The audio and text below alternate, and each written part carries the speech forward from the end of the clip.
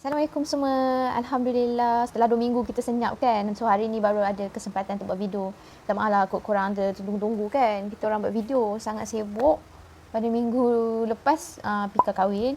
Dan minggu sebelum itu Erin pula ada hal pula kena pergi kat Kedah. So kali ni baru Erin free lah. Erin akan share kat korang tentang satu tradisi yang sangat unik. Dan mungkin korang juga kurang tahu tentang benda ni.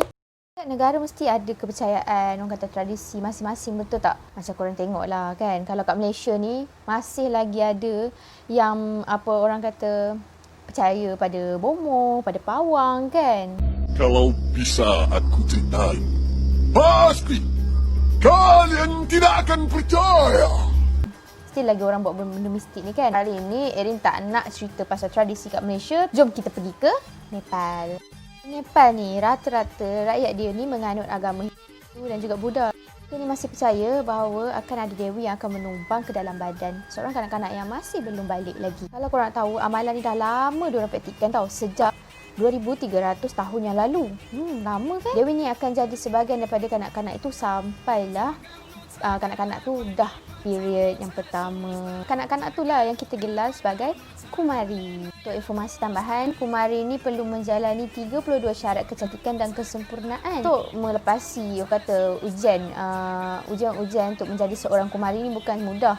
Selain daripada yang Erin cakap tadi, 32 syarat kesempurnaan dan juga kecantikan, diorang akan hadiri satu festival iaitu yang bernama Festival Dashain.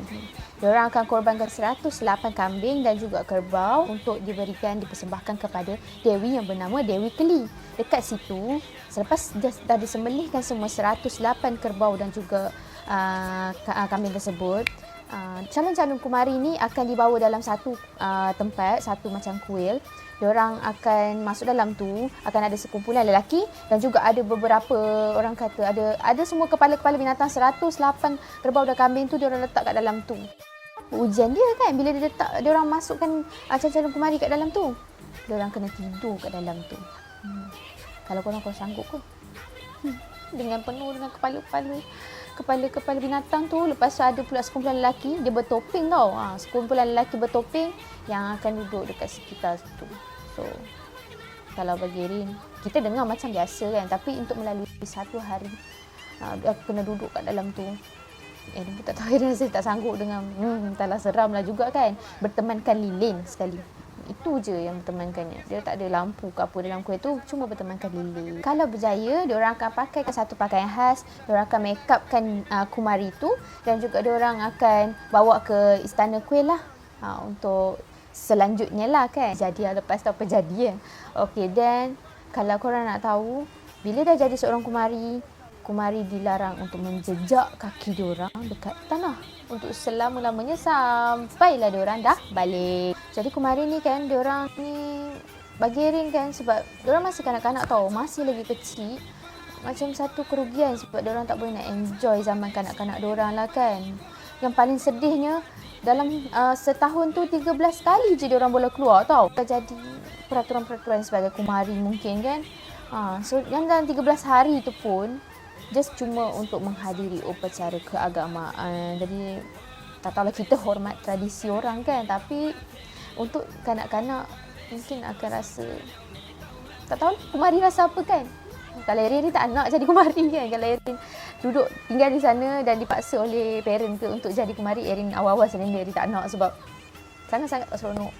Zaman kanak-kanak tu adalah zaman yang sangat-sangat seronok. Patutnya kita macam-macam kita nak terokai, macam-macam benda kita nak buat. Time tu lah nakal kan, kita nak buat semua benda. Orang kata macam kanak-kanak normal kan, tapi tak boleh nak buat macam tu. Itulah, kalau dulu mungkin banyak benda yang macam banyak kekangan lah untuk jadi seorang kumari ni. Tapi atas dasarkan kerajaan Nepal, diorang mewajibkan kumari ni untuk belajar kat sekolah macam normal. Dan juga belajar teknologi kan, supaya mereka pun tak ketinggalan. Ada tahu kumari yang belajar sampai dapat masuk universiti. So kita tak boleh pandang rendah kumari ni. Diorang ni bukan saja dipuja oleh orang-orang lah kan untuk berdoa apa semua. Malah diorang ni juga sangat pandai. Masih lagi pandai, masih tak ketinggalan lah. Lainnya sebab yalah, banyak benda yang terbatas kat diorang lah kan. Kumari ni boleh bercakap dengan orang biasa ke? Tak boleh. Dia takkan bercakap dengan orang biasa. Macam orang kata itu pantalaran dia jugalah kan. So, jadi macam mana? Dia membisu semua hidup sampai habis tamat tempoh kumari dia ke ataupun macam mana? Ayah, aku cakap pun dah gagal. Dia hanya bercakap dengan ahli keluarga dia saja. So, kalau korang pergi sana, korang ada kesempatan rezeki nak pergi ke sana untuk mengikuti perkembangan tradisi kumari ni, kalau korang nak suruh dia bercakap, dia tak akan bercakap. Sebab dia memang akan diam kecuali dengan dia punya keluarga lah kan.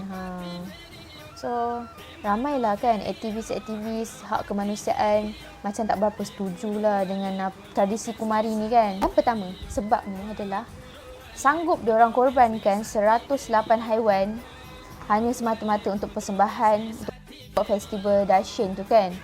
Macam seolah-olah menyeksa haiwan, padahal korban bukan boleh buat makan, semua untuk dipersembahkan semata-mata untuk Dewi Keli tu kan. Kita hormat tradisi orang, hormat kan, tapi segelintir aktivis hak kemanusiaan ni memang tak setuju dengan cara tu lah kan. Orang kata menyeksa sebenarnya sebab tak ada manfaat kan, cuma just untuk persembahan Dewi lah.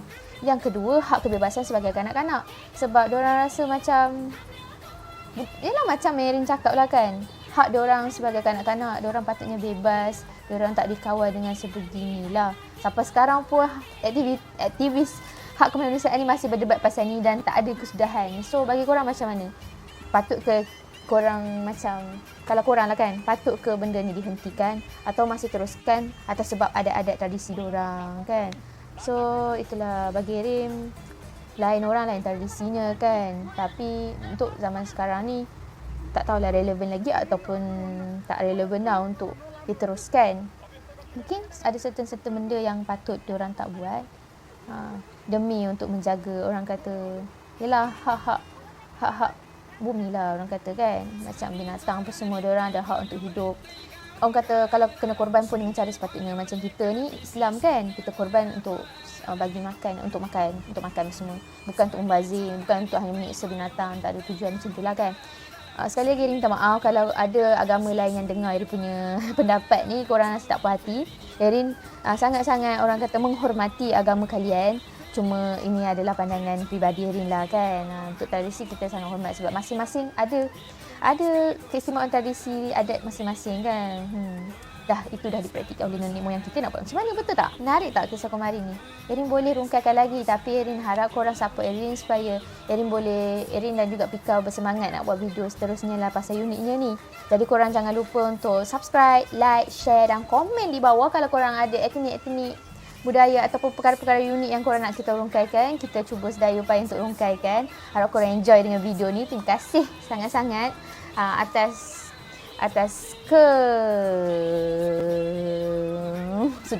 kesudian aku dah benda ni, kesudian untuk tonton YouTube channel kita orang. Kita punya subscriber pun kurang lagi, so korang tolonglah support sikit sebab kita orang pun seronok sangat nak share dengan korang, tapi kalau tak ramai yang tonton tak semangat lagi kita orang kan. So kita jumpa next week insya-Allah, setiap hari Sabtu ataupun Ahad. Nanti kita akan, insya-Allah kita akan rungkaikan dengan segmen lain lagi. Assalamualaikum. Bye bye.